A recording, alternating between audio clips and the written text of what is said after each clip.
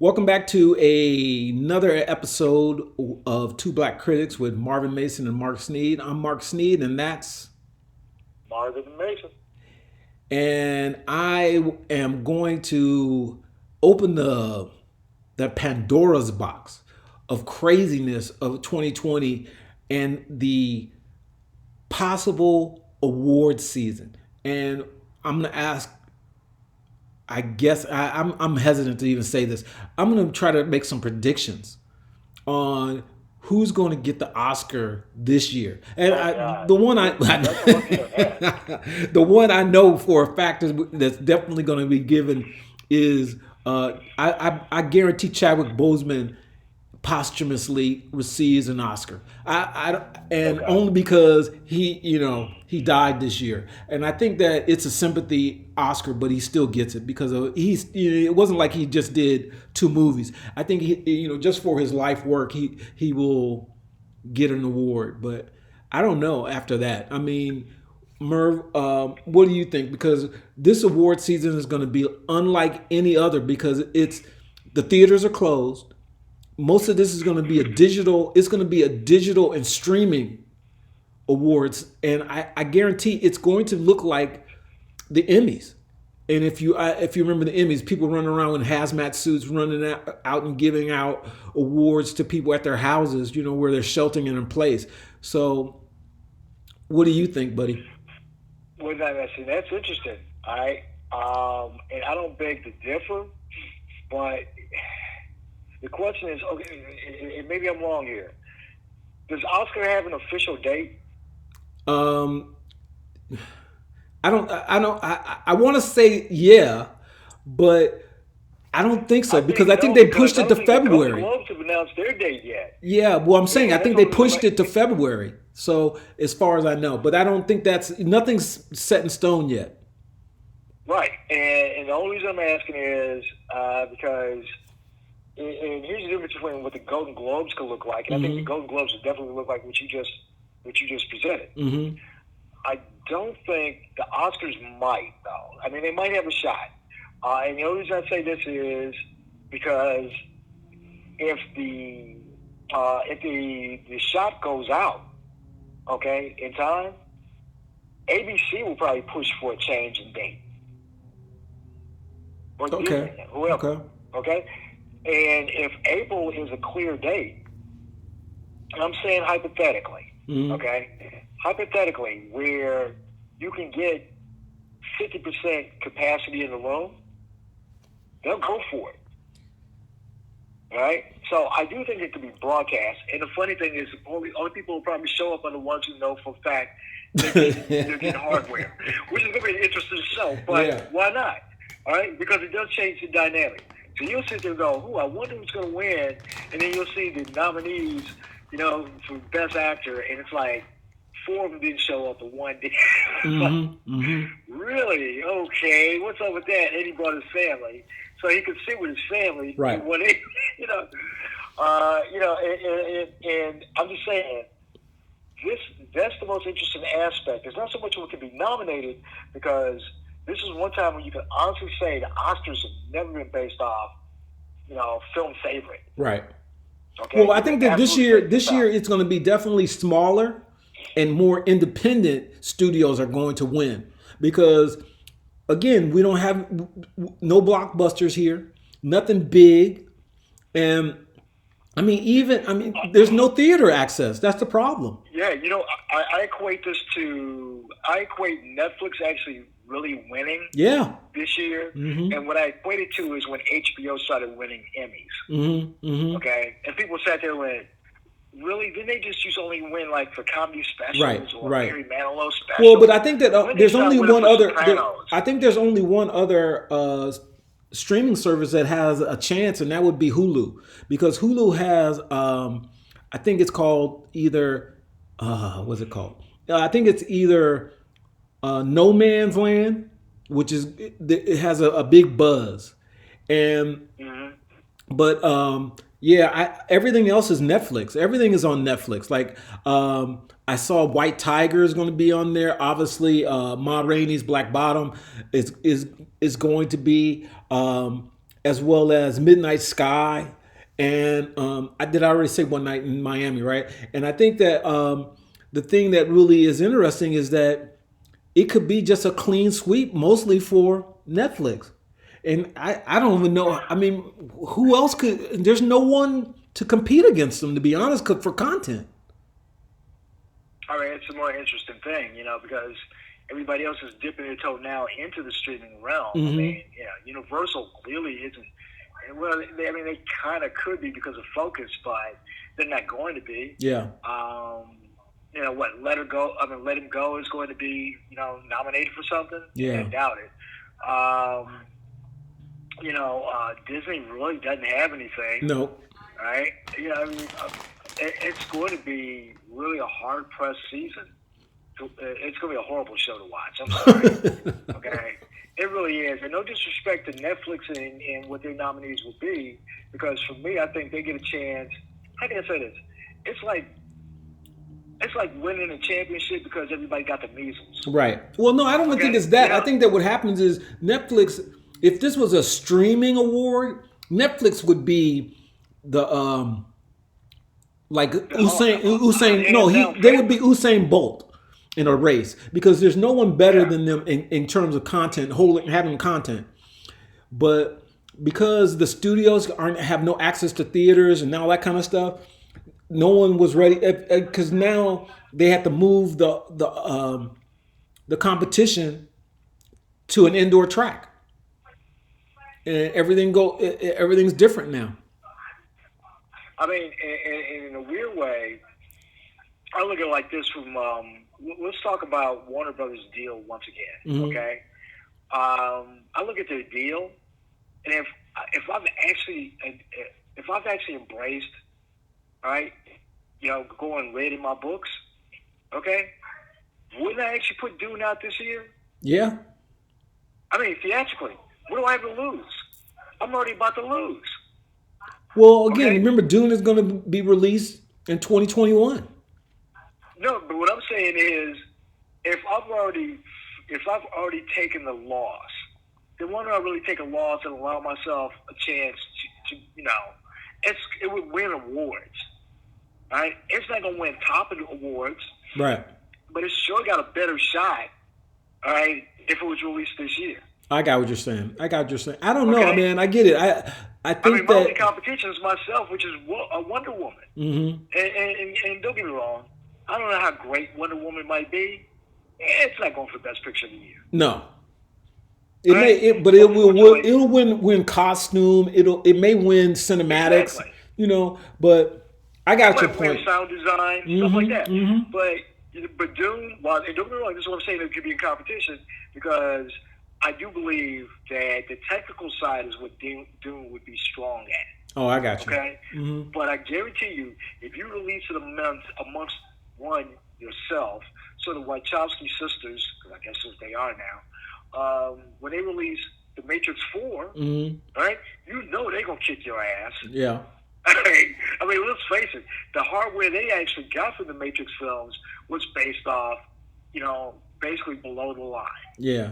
Well, don't wait. Can I say this? I was just thinking about it. Tenet, your favorite movie. Tenet will be talked about as a possible, maybe. I don't know. It's weird because it would probably still be a dark horse. And it's a crazy thing. Right, because it's the only movie out that and I'm trying to think, what's the other movie that they released that made a little bit of money? The one up in the Freaky Friday, that Freaky Friday movie with Vince Vaughn. Yeah, it's like, it made money. It made its money back. Right. It didn't cost anything. Mm-hmm. God bless Blumhouse, because, I bet you everybody and their mother wishes right now they had a Blumhouse deal. Right. Not necessarily Blumhouse, but, No, I get it. I get your point. Right. Mm-hmm. Well, all right. Well, like I said, I thought I'd bring that up because this kind of rolls us into your favorite topics now. Oh, wait, before I do, I'm really curious. What do you think of Wendy Williams'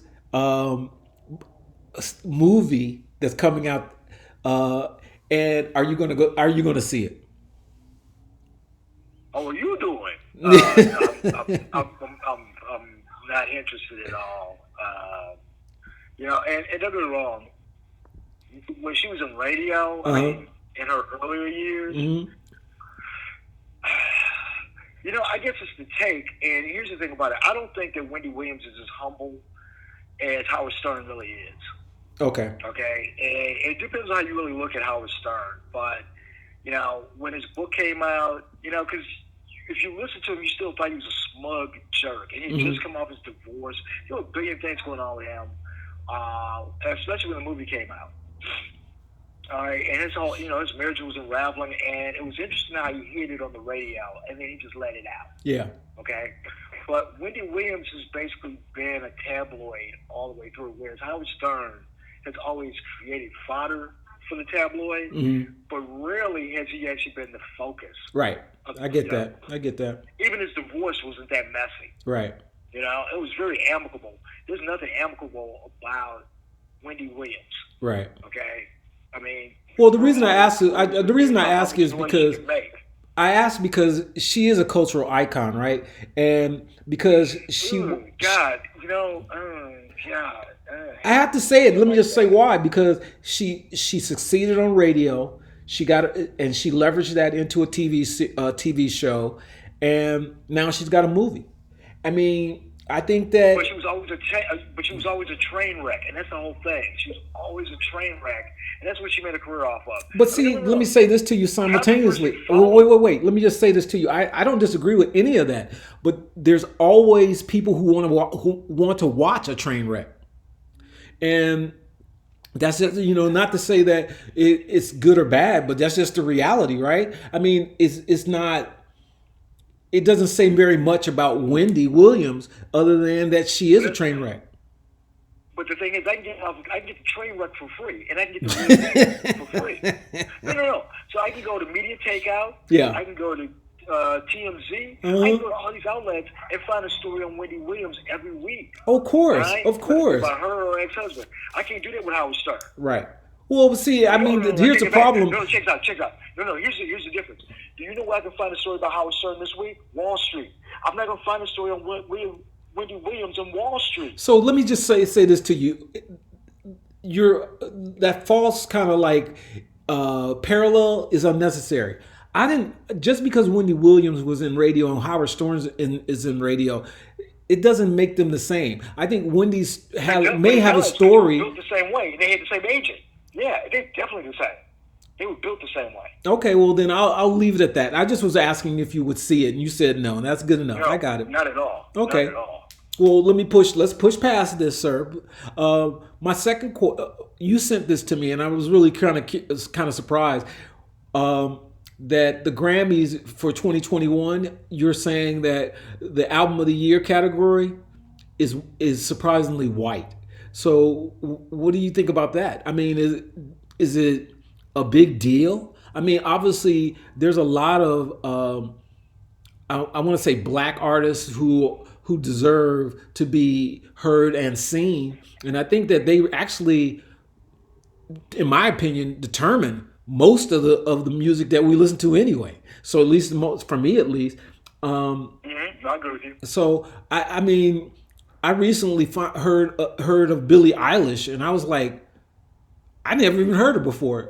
And I know people will be like, "What?" I'm like, "Yeah, I live under a rock, and my rock is black, and that's all." And so hearing Billie Eilish, I was really surprised. I was like, "Oh, okay." And then the only reason I heard her was, and you'll like this, she does the main song for James Bond. Right, which basically blows because they accidentally released it. Yeah. Right before the pandemic happened. Oh, see, I didn't see again. I just heard it, and I was like, "Oh, that's who she is." Well, you know, because the song was supposed to be. I mean, the movie was supposed to be a March release. Okay. March, April. So in conjunction, they were going to do that. I get it. Right. So they did it as a traditional soundtrack in the old days, where you got a 6-week push. Right. So they released their single, which unfortunately means she only gets one bite at the apple. And if she wasn't nominated for a Grammy for that song this year, she doesn't get another chance. Okay. So, bottom line is, and don't get me wrong, but See, the Oscars kind of interesting because I don't know what's going to happen there. But in most cases, once the record's released, it's released, right? So when you go for either an Emmy or a Grammy or an Academy Award, you still have to be attached to a cycle, okay? And I think because they accidentally released the record, not the album, the record, unless they've got a follow-up song, she's blown her chances. And unfortunately, that other song would also have to have the Bond theme attached to it, which is always interesting how these songs win, because don't forget, Adele actually won for the last film, with Skyfall. So it's funny that Bond is actually Oscar gold, okay? It really is. But in this case, Billie Eilish missed out on possibly getting an Oscar. And she was probably a slam dunk. Okay. Don't get me wrong. Whether we're familiar with her or not, doesn't matter. All right? As a matter of fact, the voting audience, the voting members aren't necessarily familiar with it. What they'll see is from the Bond film. Okay. And they'll vote from the Bond film. Because, unfortunately, most of the voters are still older than you and me. And I can't believe that. I heard that for the first time almost 20 years ago. And it made sense because I was almost 40. Now I'm almost 60. Okay. And when I hear that the voting academy is still older than me, I seriously, I shudder. Okay. Okay? Well, that's the truth. But that's all they'll vote. They won't know Billie Eilish, I'm going to say Iris. Billie Eilish any more than you and I really are familiar with the material. Yeah. Well, let me ask this question, because I asked the question, you never addressed it. I was just telling you how I just found out about Billie Eilish, and now you spend a little bit of time talking about it. But my question is, why do you brought this to my attention, and I'm just curious what your thought is about why do you think the Grammys are focused on more white artists than black artists? It's a simple question. You know, at the end of the day, because, really, The Weeknd is an interesting story, but I do think he got caught up in the politics. And the question is, as he presented, we know that CBS is going to have the Grammys, okay? Okay. But who's going to have the Super Bowl this year? And that's where his conflict came. He said racism. He meant he got caught up in politics he didn't know about. Okay, and nobody alerted him that you can't book the two shows at the same time if they're not on the same network. Okay, and that's where he got caught up. The fact that CBS, the Tiffany network, will not have the Super Bowl this year. Right. So there's a conflict. I don't get it. Okay, it's politics. It's bottom line politics. Okay, you can't serve Fox and serve us at the same time. Whoever's going to have it, I think it's actually going to be Universal or Comcast. It's on NBC. I think it's on NBC. Yes, NBC. Yeah. Right. So you can't serve Comcast the same weekend that you're going to serve us, or even a 7-day period. You can't serve both at the same time because they're both going to be in February. Okay. It's like the weirdest rule, but if CBS was holding both at the same time, they would have allowed it. They would have given that window. I think you got me completely lost, but that's all right. We're gonna push on. Dude, how Donald Trump got in office got me completely lost. But thank you. I'm glad I'm glad you brought that in there. My question is,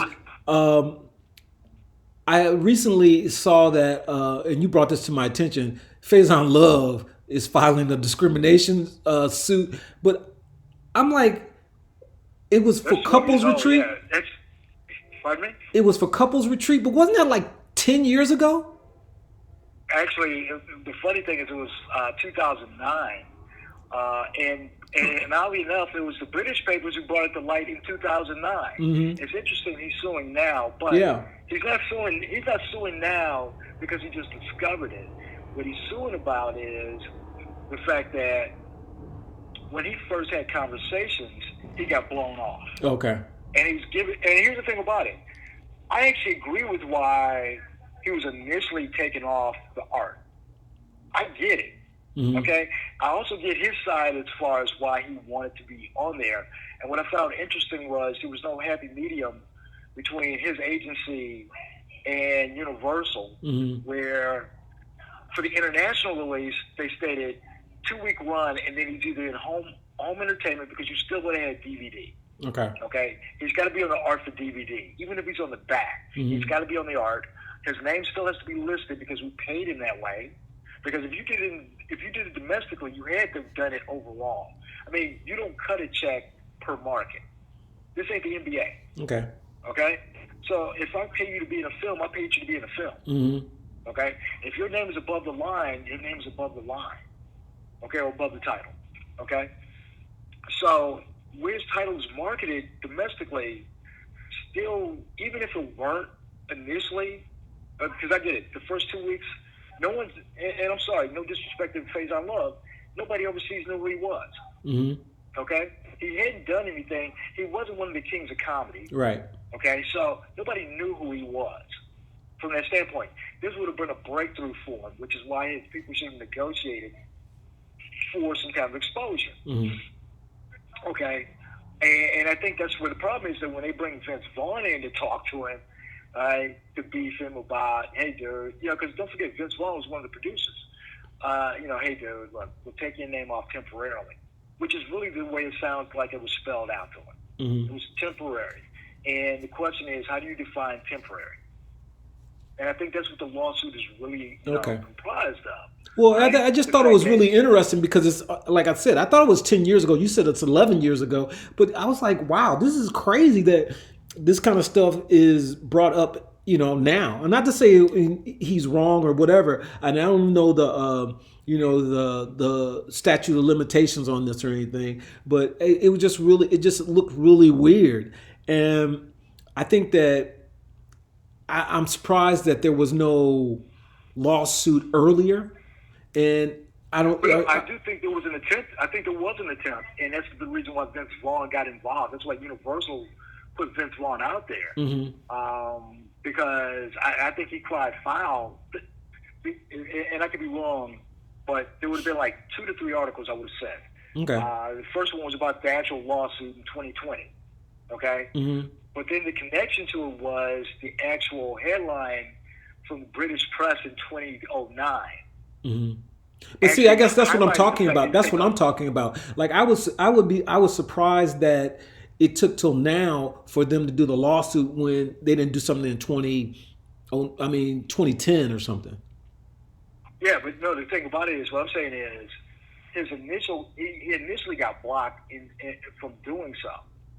Okay, in regards to his people talk to Universal. And so they started to trust. They trusted these people rather than paid attention to the law. I got you. Exactly. Yeah. So I got it was like, all right, well, we're good. If you got me there, no, we got you. Yeah. And it was like, out of sight, out of mind. Right. I got it. Then. Like, I get it. Yeah, he bought it. So, and that's the thing about it, because in all fairness, that is revenue that he and the girl both lost. Okay. It's not a matter of, well, my likeness is on the cover that you have to pay me, which they actually do. But also the fact that your credibility is there as well. Right. Look, I get that. I get that. Billing, Well, so they lost that as well. Okay, let's push on. So let me ask this question. I know you like The Godfather, and this news came up that they're going to make a series for The Godfather, and it's going to be, there's so many pluses now. Paramount Plus is going to make the Godfather series, and it's gonna Armie Hammer is gonna feature in it. So I'm really curious: is Paramount Plus Peacock? No. Okay. Paramount. It's just gonna be Paramount by itself. Okay. So Peacock is really Universal or right. Comcast, whichever. Yeah, it's all confusing. But anyway, so what do you think about Armie Hammer? No. For clarification. Okay. Paramount would be Viacom. Okay. For clarification, its parent company is Viacom, but in most cases, and this is where Paramount's having a problem, and we've kind of touched on this about CBS. So you have CBS All Access, and then you have Paramount. Okay, and then you have BET Plus and all this other stuff, right? And the bigger problem is Viacom, and Viacom needs to wake up. For the most part, they're still letting all their chickens. I'm trying to figure out which which line I want to use here, but for the most part, all right, they have all these little ancillary parties, all right, calling the shots, Mm-hmm. and they don't take control. And You don't want to tie it into Trump in some way. Trump in the government, because you like that. That's easy. I was going to, but I thought about it and I realized that Attorney General Barr just went against him, so I just figured what the heck. Okay, But he good. might pardon him anyway. So bottom line is, because you make a point, you realize also there's a Paramount channel now. Yeah, right? that's why I'm like, I don't Okay. know where So, who's but owned by that's what. the whole point. All right. So you got Paramount Channel, Paramount Plus, then BET Plus. You got CBS and then CBS All Access, and nobody knows where anything is. Right. All right? And what you need is a tighter rein on it. And don't get me wrong, people don't know all the channels that Disney owns. They have a clue. Mm-hmm. Okay? They know, they kind of know. I mean, don't get me wrong. There was a time when it was Disney Junior. I don't know what the devil Freeform is. Mm-hmm. But the next thing I know, Grownish is on it. Mm-hmm. And I'm watching Grownish. Mm-hmm. And then I realize I'm watching all these Disney pieces because right after, and this did happen, I'm watching the episode of Grownish, and then lo and behold, Wreck-It Ralph comes on. Okay. And I'm like, why would Wreck-It Ralph? What did I just miss here? Yeah. But it's a Disney Channel. What was I thinking? And my stupid butt, I love Wreck-It Ralph. I was watching it because it's about special ed kids. I'm watching it, man. I love this. I love that movie. But anyway, that's the biggest problem you have. With the fact that yes, Godfather belongs to Paramount. It's synonymous with Paramount. It's not going to be synonymous with CBS. It's not going to be synonymous with BET. Okay. It belongs to Paramount. Thus, it belongs to the Paramount Network. Mm-hmm. But it's on the Paramount Plus. So it's them trying to kick off, their streaming site, which is stupid because that's why they're having problems right now. No. That's why, this is once again what I'm talking about with Viacom.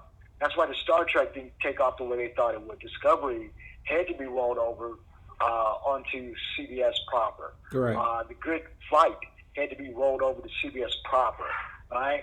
So the revenue that they needed initially to broadcast the show, they don't really have the money because they don't have the Procter & Gamble money that they would get if they ran it on CBS proper. I mean, from my standpoint, they should have done it the other way. I get it. Okay? I kind of get it. If you're going to introduce, the streaming line, you're going to take a property as viable, and especially Star Trek. Why isn't that on the Paramount Network? Yeah. Well, okay. I think is that why they're using The Godfather then as their entry in? Well, it's not entry, but it's. I mean, that's the weird thing about it. The Paramount Network already exists, right? Because you've got Kevin Costner already on there, all right? It already exists, and they're having success with Kevin Costner. You mean Yellowstone is on Paramount? Yeah. I didn't know that. Yeah. So you get that for free. Yeah. But for the reruns, you have to go to the streaming. Oh, okay. Oh, my fault. No. Here's the kicker, because this makes no sense. It's a Paramount project. It's made by Paramount, all right? But you get it on Peacock. Right. That's what I'm really confused about. See, that's old. I mean, that's old. I mean, that goes back to when I was in the industry, right? Where we didn't actually have faith in our product, so we took the first dollar we could get. Okay. And we sold up the rights. So for it to wind up on Peacock means they sold the rights eons ago. Oh, okay. They didn't just sell that yesterday. Okay. They sold that like, we're going to have this thing with Kevin Costner, and we really can't afford it. Mm-hmm. Okay? Especially if it goes more than 3 seasons, because we're going to up the ante every year. Okay. Okay? And that's what they want to do. Wow. But it's a great show. Yellowstone's a great show. Okay. Anyway. But that's pretty much it. Yeah, so this Godfather thing, and why not? Why not, give, Coppola another chance, another bite at the apple? Okay. No different than Coda. Yeah. I mean, and in all fairness, nobody even cares now. In the height of DVD, okay? Yeah, there's other stuff to watch, right? I got you. Now. Okay, but I mean, the funny thing is, he went the route of Apocalypse Now for DVD. But he could have done Coda a long time ago. Okay. He could have taken care of that a long time ago. And for one of the key things that he wanted to do or address, okay, he should have done a long time ago. So now I don't even think he's Father of the Year. Okay. Okay, because now suddenly his daughter's reputation is what he wants to clear up. Right. Really? This chick's almost 50 now. Yeah. You know what? And she's done a great job as a director. Well, Shut up. Well, she was a good actress. It's just, everybody was thinking about Winona Ryder. Okay, let's push on. So the last thing we're talking about today is the Hughes brothers. Or actually, take it back. Alan Hughes from the Hughes brothers is going to do an FX documentary series on Tupac and his mother, Afeni.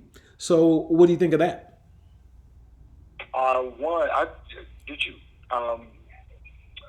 Did you see the HBO piece he did for Dr. Dre and?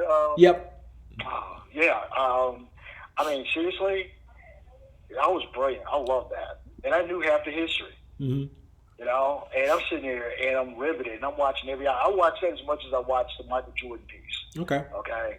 I mean, and I will admit, Alan Hughes, the right guy. Okay, without a doubt, the right guy to direct it. The right guy to actually oversee it and manage it, and probably no one who's going to get closer to the story, the real story. Because, you know, let's face it, off one film, Menace to Society, people are just going to open doors for it. Yeah. Okay, and that's all there is to it, right? And it's funny because, that came out the same year as Boys in the Hood. John Singleton struggled more than the Hughes brothers here. It's like the Hughes brothers suddenly got street cred, and John Singleton was still struggling for his. Right. You know, and it's the funniest comparison, but it's the truth.